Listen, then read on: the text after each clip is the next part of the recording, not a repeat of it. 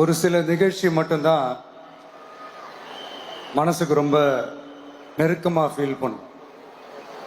அதை நினைச்சாலே ரொம்ப சந்தோஷமா ஃபீல் பண்ணும்.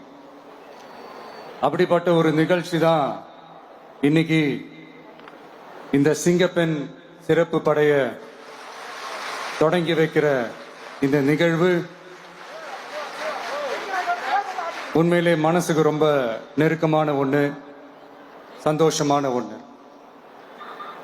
நம்ம பாட்டி, அம்மா, அக்கா, தங்கைகள், ஒவ்வொரு வீட்டில் இருக்கிற பெண் குழந்தைகள், இவங்க எல்லாருக்குமான பாதுகாப்பை உறுதி செய்வோம்னு சொன்னோம்.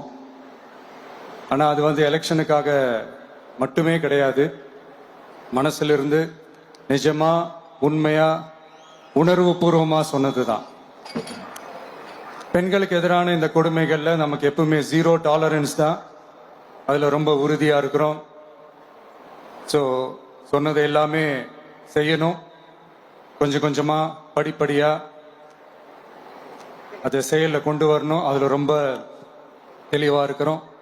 அதனாலதான் ஆட்சிக்கு வந்த உடனே இந்த குறைஞ்ச நாட்களுக்குள்ளேயே இதை நடைமுறைக்கு கொண்டு வந்திருக்கிறோம். தமிழ்நாட்டில் இருக்கிற பெண்கள், பெண் குழந்தைகள் எல்லாருமே பாதுகாப்பா, தன்னம்பிக்கையோடு இருக்கணும். அதுக்கான முதல் கட்டம் தான் இந்த ஸ்டெப். இது மனசுக்கு ஒரு மன நிறைவை கொடுத்தாலும், அதே நேரத்தில் பெண்களை பத்தின சில செய்திகள்லாம் கேட்கும் போது உண்மையிலே மனசு பதறுது.